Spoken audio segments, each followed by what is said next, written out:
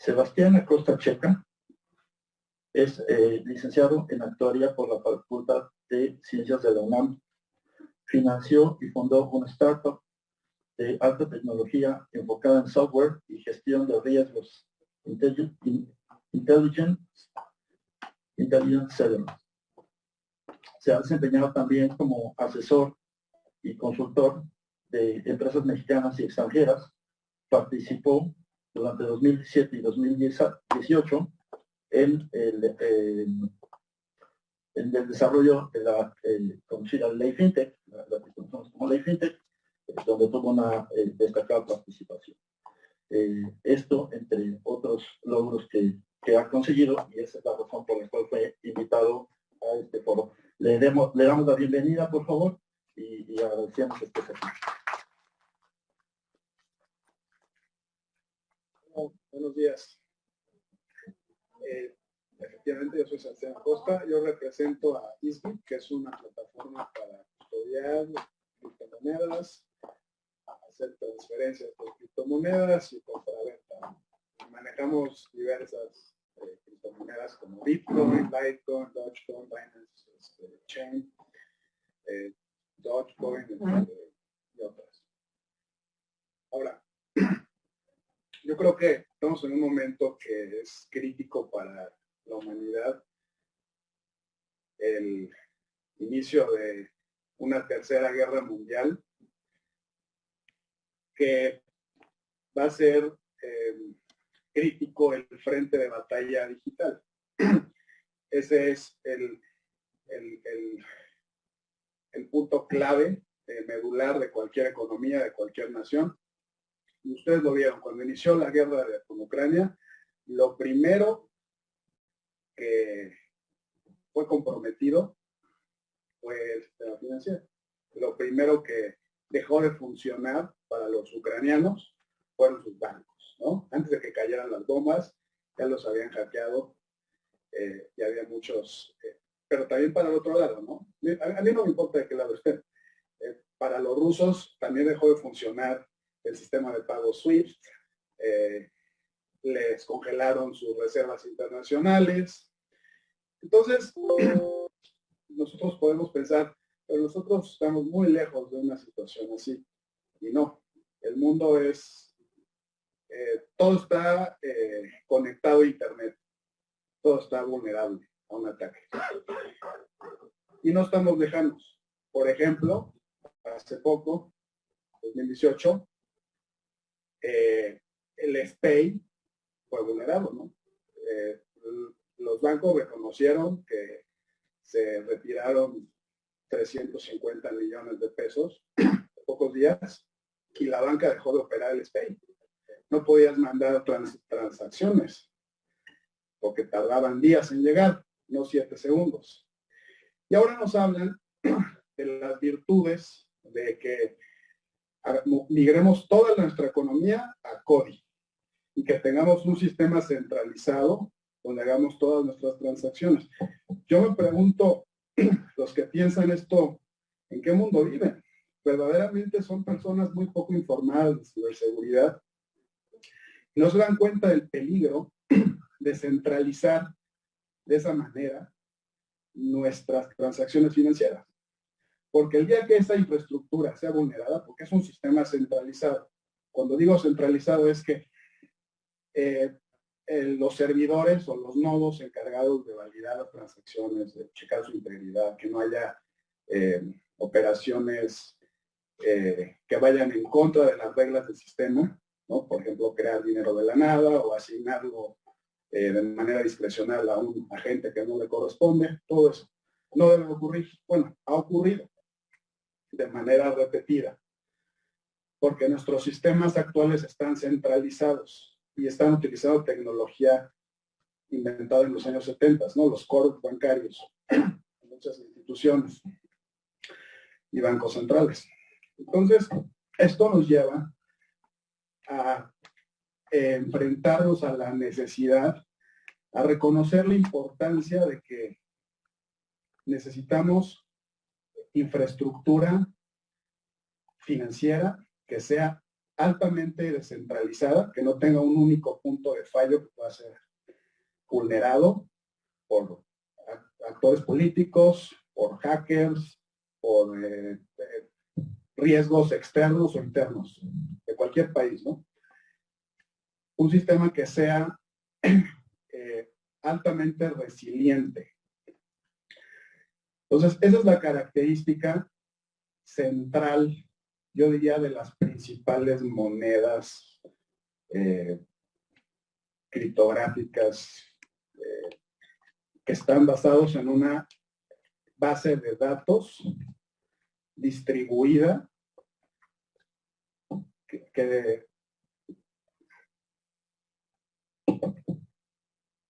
distribuida, la información no se encuentra en una sola entidad.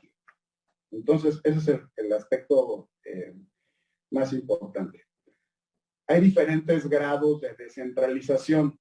Entonces, podemos clasificar las monedas de acuerdo a si su política monetaria es controlada por una entidad particular. O sea, vamos a pensar, por ejemplo,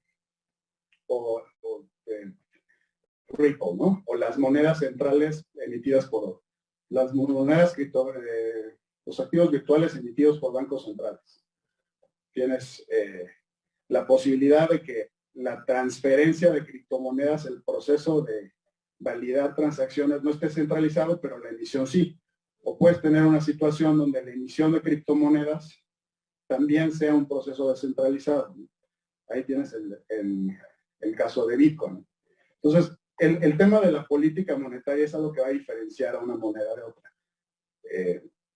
Bitcoin, puedes tener una política monetaria que está limitada a 21 millones, es una curva de suministro de monedas que simula la escasez de la extracción de un metal precioso, por ejemplo. Puedes tener otras monedas, por ejemplo, Ethereum, que no tiene esa restricción en cuanto a la masa monetaria, pero tienes aún así una velocidad con la que se introducen monedas en circulación predecible, ¿no? De acuerdo a un algoritmo que es transparente y todos podemos conocer de manera predecible cuál va a ser la velocidad con la que se introducen monedas en circulación.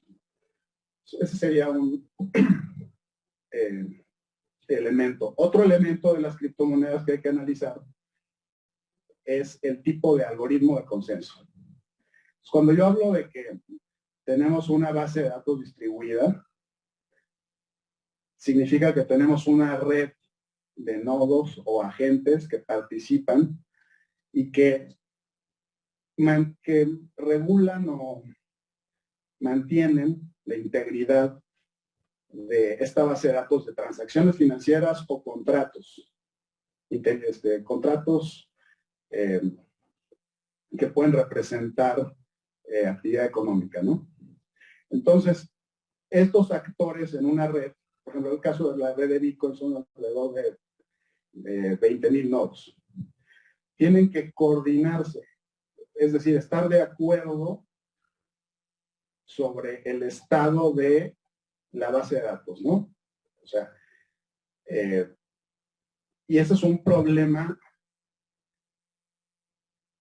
que fue resuelto por Bitcoin, fue la primera solución práctica, digamos, un problema que se conoce como el problema de los generales bizantinos, que es poner de acuerdo en una red donde no todos los agentes que participan son honestos, lograr un consenso. Entonces, ese es el punto medular de las cadenas de bloques, el algoritmo de consenso. Y ahí es donde van a encontrar muchos tipos de algoritmos de consenso. El algoritmo de consenso de Bitcoin se llama Proof of Work, prueba de trabajo. Entonces, está basado en el concepto de que los participantes en la red son anónimos, ¿no? no necesitamos conocer la identidad de los nodos que validan las transacciones. Entonces, ¿cómo logramos que estos nodos se coordinen, lleguen a un consenso, estén de acuerdo sobre en qué orden ocurrieron las transacciones? Si los contratos inteligentes que pueden representar, por ejemplo, tokens, se ejecutaron de manera correcta. ¿Cómo logramos eso? Si no tenemos la identidad de los agentes que participan en el sistema. Entonces, la solución de Satoshi Nakamoto, que escribió el white paper de Bitcoin, es un seudónimo, por cierto, fue que estos mineros, se les llama, los participantes, no voten con su identidad, sino que voten con el número de ciclos de su computadora. O sea, cada ciclo de procesamiento de una computadora es un voto. Entonces, eso te elimina la necesidad de identificar a los participantes en esta votación. Porque, ¿qué están votando? Están votando para llegar a un consenso. Están votando sobre el estado de la base de datos, el estado del orden de las transacciones. Ese es en esencia lo que están votando.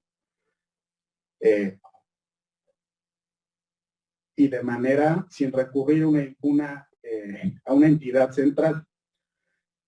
Cuando tú, por poner un ejemplo contrario, ¿no?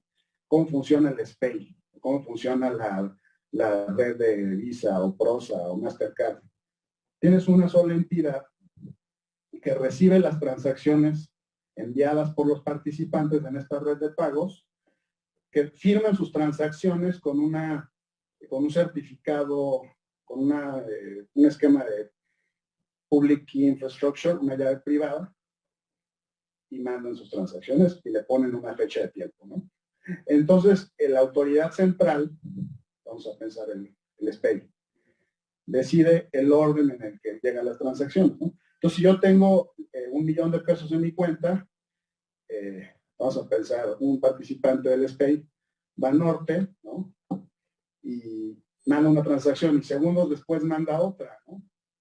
¿Cómo sabemos cuál es válida, ¿no?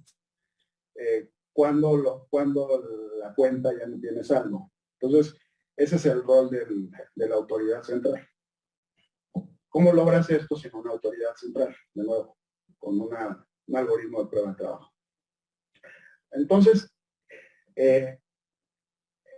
los participantes en esta red necesitan un incentivo para hacer este trabajo de votar. Y ahí también hay una solución muy inteligente de Bitcoin, que fue que ese sea el mecanismo para introducir nuevas monedas en circulación. Es la recompensa que se le da a los participantes. Entonces, de esa manera también la emisión de nuevas unidades en circulación es descentralizada. Ya no tienes ni una autoridad central que valida las transacciones ni que las emite. Entonces, bueno, el asunto aquí es que la política monetaria limita el número de monedas que se introducen en circulación y reduce periódicamente cada 4 años a la mitad la cantidad de monedas. Las monedas se introducen cada 10 minutos. Pero para resolver este problema de votación, las computadoras que están en el sistema ponen recursos y resuelven un problema que es encontrar el hash de cada bloque. Entonces, entre más computadoras tienes, obviamente el incentivo ha sido que el valor de las bitcoins ha ido subiendo a lo largo del tiempo, tienes más competencia, más poder de cómputo. Y lo que hace el algoritmo de consenso es que eleva la dificultad del problema. Eso tiene la ventaja de que la red cada vez es más segura. Entonces, conforme se vuelve más valiosa, se vuelve más segura y más difícil de vulnerar. Hasta el momento, bueno, Bitcoin es la red entre las criptomonedas que concentra la mayor capitalización del mercado. Son 800 millones de dólares. Entonces son 800,000 millones de dólares. Ahora, hay otros mecanismos alternativos que surgieron, ¿no? El otro es Proof of Stake, que es una economía simulada. Entonces aquí las entidades que validan transacciones, en lugar de votar con su poder de cómputo, votan usando colateral. Entonces pueden validar las transacciones siempre y cuando aporten colateral para participar en el algoritmo de consenso, en la votación. Y las reglas del protocolo lo que establecen es, si tú produces bloques inválidos o que violan el protocolo, tienes el riesgo de perder ese colateral, ¿no? De la misma manera en la que los validadores de las redes que usan prueba de trabajo tienen el riesgo de perder todo el trabajo computacional que hicieron si validan nodos inválidos o si manipulan de manera arbitraria las reglas del sistema. Entonces tienes una cosa que es muy interesante, el resultado es un sistema de reglas sin regidores. Y es interesante y es muy útil, es extremadamente útil. A algunos políticos les puede dar miedo la idea de que, oye, no hay alguien que pueda bloquear una transacción o modificar de manera drástica de la noche a la mañana la política monetaria o congelar los fondos de alguna dirección. Pero eso es precisamente lo que lo hace útil, porque vivimos en un mundo donde el sistema financiero se está utilizando como un arma. Entonces, un arma para poner de rodillas a tus oponentes, pero que también esos oponentes la pueden usar en nuestra contra. Y muchas veces no sabemos quiénes son nuestros adversarios. O sea, no sabemos quiénes realmente tendrán un interés en desestabilizar al sistema financiero mexicano, ¿no? Entonces, necesitas tener, es un tema de seguridad nacional, tener infraestructura que sea resiliente a cualquier tipo de sabotaje. Entonces, bueno, Bitcoin es una, digamos, precursor en este tema, ¿no? Después surgieron otras criptomonedas, por ejemplo, Ethereum, que le agregó el tema de contratos inteligentes más sofisticados. Y eso dio origen, a su vez, al desarrollo de, por ejemplo, monedas estables, de tokens que están siendo utilizados para financiar proyectos de manera colectiva, ¿no? Crowdfunding, y inclusive hay gobiernos que lo han utilizado para hacer ofertas de sus valores o emitir bonos de una manera alternativa, ¿no? Dándole vuelta a algunos intermediarios. Esta blockchain de Ethereum actualmente está en el proceso de migrar al algoritmo que es prueba de economía simulada, Proof of Stake. Hay otros algoritmos de consenso, está Proof of Authority, que aquí es una situación donde solo ciertos nodos designados pueden participar en la votación.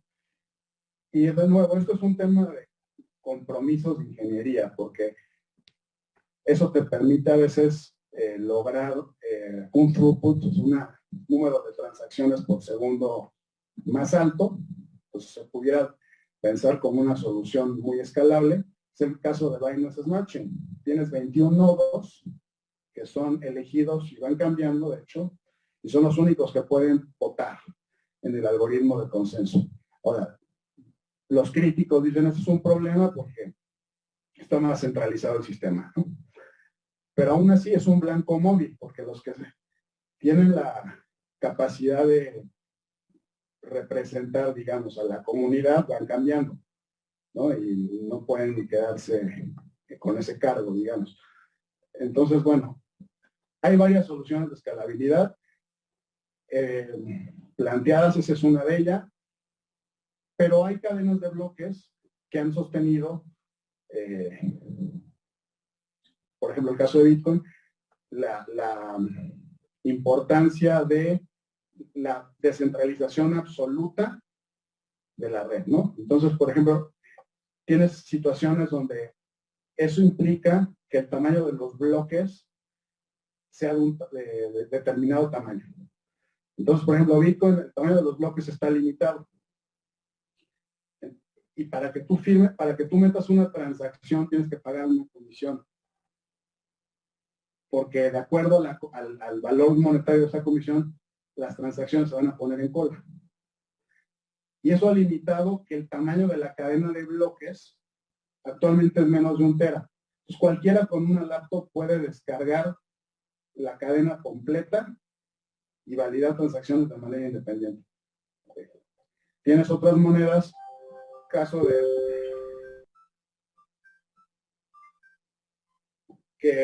Binance Smart Chain, otras que son múltiples teras. Y entonces tienes una situación donde ahora tienes menos comisiones, las transacciones son más baratas, pero no cualquiera puede almacenar 4 o 5 teras de información, ¿no? Entonces, realmente son en este momento miles de criptomonedas que ofrecen diferentes ventajas y características útiles. Y mi punto de vista es que debemos dejar que este ecosistema crezca en México, que haya condiciones fértiles, en lugar de que el desarrollo tecnológico de estos proyectos ocurra en Suiza, porque no puedes evitar que ocurra el desarrollo de esta tecnología, pero sí puedes desinhibir que ocurra en México. Entonces es importante plantearnos que sea en México donde estemos a la vanguardia por un tema de interés nacional y también por un tema de fomentar la creación de oportunidades, ¿no? Yo lo vería por esos dos ángulos. Y bueno, les agradezco mucho su tiempo y gracias a los organizadores. Los invito a que conozcan nuestra plataforma que se llama Easebit Exchange, donde pueden comprar criptomonedas y nosotros estaremos encantados de asesorarlos en sus primeras operaciones. Muchas gracias.